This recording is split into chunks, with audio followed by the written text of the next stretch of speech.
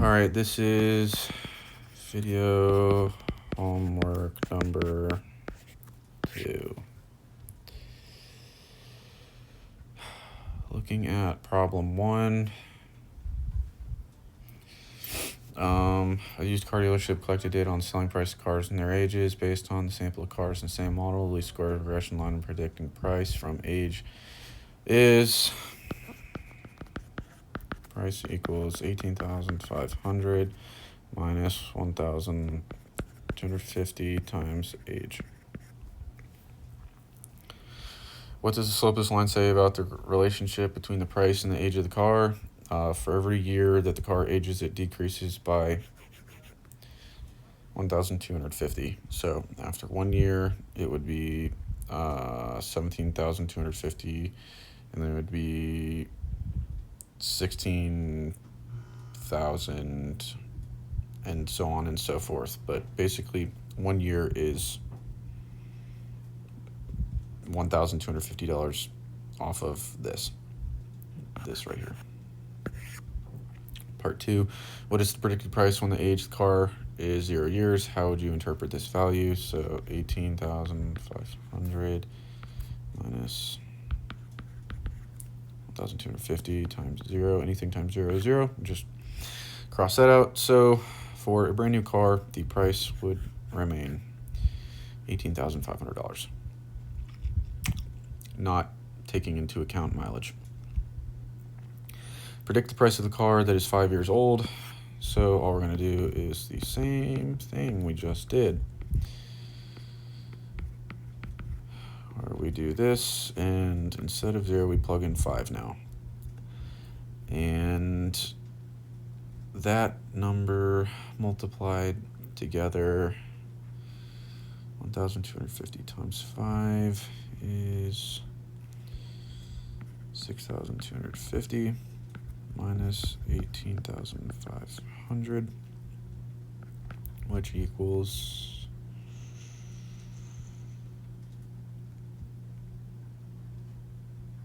12,250. So after 5 years, a car would have a predicted value of $12,250. Part 4, would it make sense to use this model to predict the price of a car that's 25 years old? Why or why not? No, it would not. The reason that you wouldn't want to do that is because when you multiply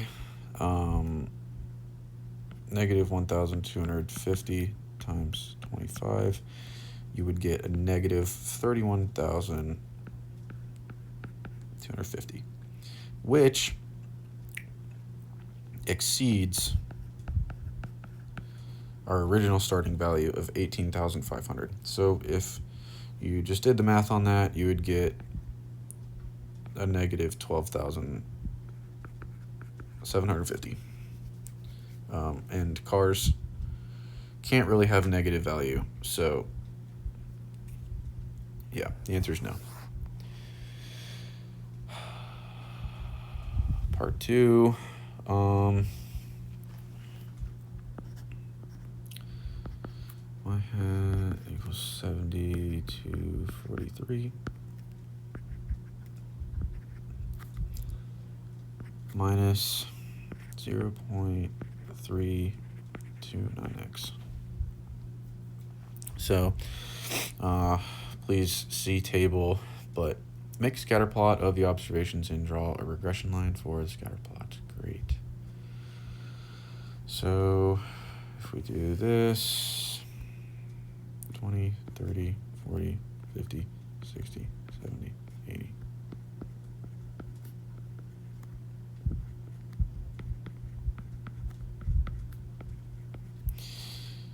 40, 45, 50, 55, 60, 65, and we'll go up to 70.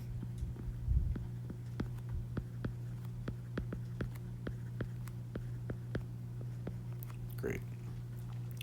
And then we just plot the points. So 20, 49, so right there. 30, 67.9, so about right there. 40, 66.5. So like right there, a little bit under. 50, 59. That would be right there. 60 and 50.4. It's about right there. 70, 44.8. Go about right there. And 80, 39.1, which is all the way down here. And then if we draw our regression line, it would look a little something like that.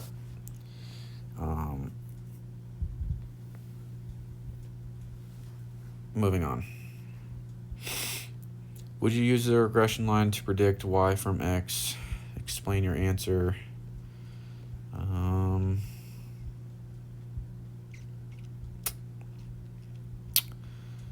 Well, I would say maybe.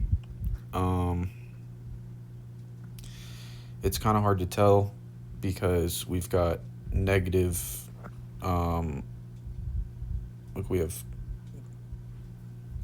points that are like negative, and we have points that are positive. So I'd say no, but yeah.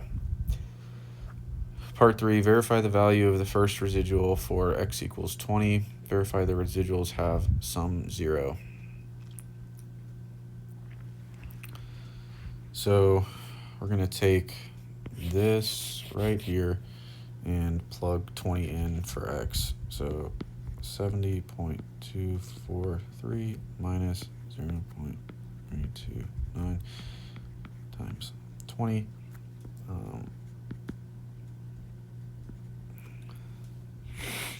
And you are left with 63.663.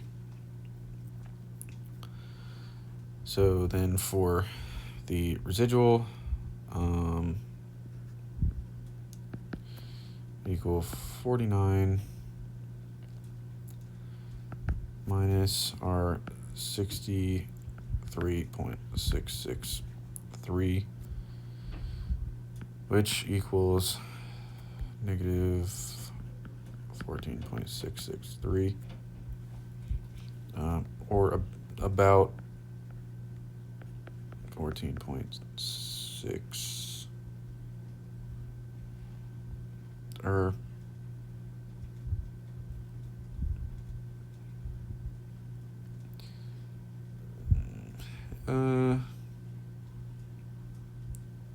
yeah, about 14.67,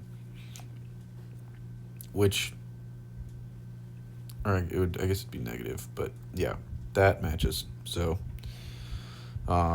matches the table, so we're good. Part 4, make a plot of the residuals against the value of x. Draw a horizontal line at height 0 on your plot. How does the pattern of your residual about this line compare with the pattern of the data points about the regression line you're scattered from part A? So just another graph. 20, 30, 40, 50, 60, 70, 80, negative 15, negative 10, negative 5, 0, 5, 10, 15. So if we have, let's just freehand some points here, not really taking a whole lot of consideration, just generally putting where they would be.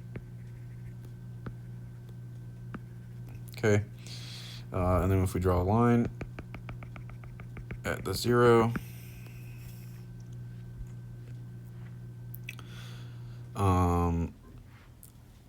the area around 0 in the residual plot parallels how points deviate above and below the straight line on a scatter plot, which is another sign that it is not purely linear.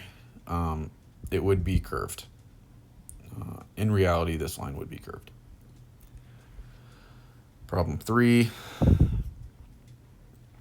A company retains a psychologist to assess whether job applicants are suited for assembly line work. The psychologist classifies applicants as one of A, well-suited, B, marginal, or C, not suited. The company is concerned about the event D, that the employee leaves the company within a year of being hired. Data on all people hired in the past 5 years give these probabilities. Please see the homework for probabilities. Part 1. Sketch a Venn diagram of events A, B, C, and D, and mark your diagram the probabilities of the combinations of psychological assessments and leaving or not leaving within a year. Okay. So we've got a big circle. That'll be D, where probability of D equals 0.4. Then we'd have a circle for A, circle for B, and a circle for C. So we'll do A, B, C. Probability A equals 0.4. Probability of B equals 0.3.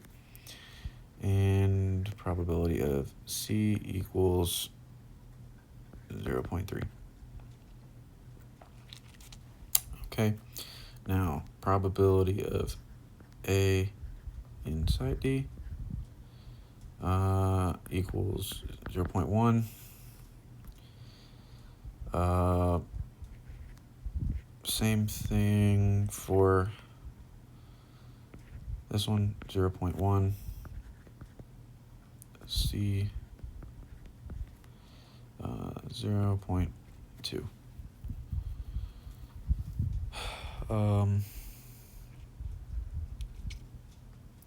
Yeah.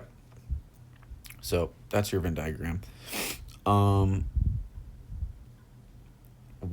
2, what is probability of D, the probability that an employee leaves within a year?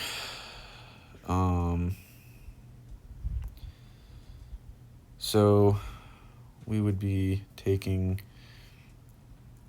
this probability, and this probability, and adding them all up. So 0.1 plus 0.1 plus 0.2, which gives us 0.4.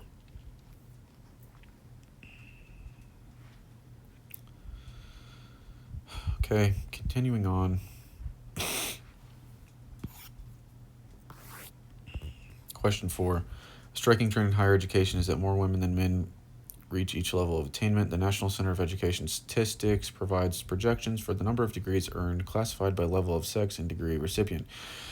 Here are the projected number of earned degrees in the United States for the 2027-2028 academic year. Please see table. Part 1. If you choose a degree recipient at random, what is the probability that the person you choose is a man? So we are going to look at the probability that a man receives a degree at random. So we take the total number of men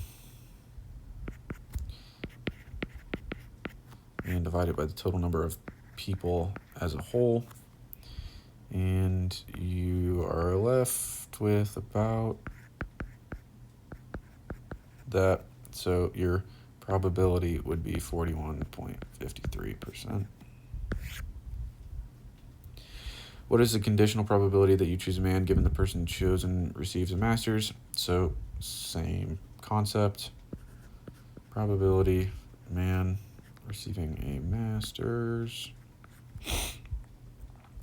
So we'll take the total number of males that receive masters, which would be 340, and then divide it by the total, it would be, males that receive masters divided by the total number of master's recipients, so 813, which is about 1 0.4182. So your probability would be 41.82%.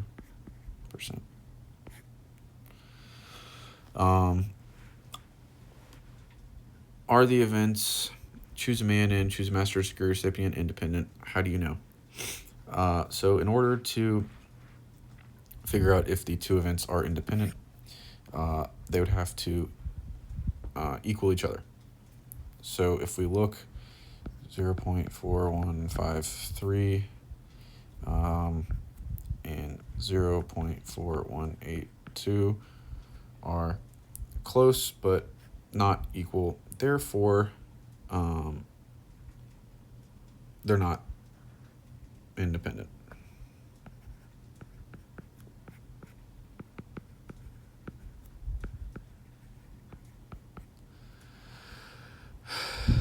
All right.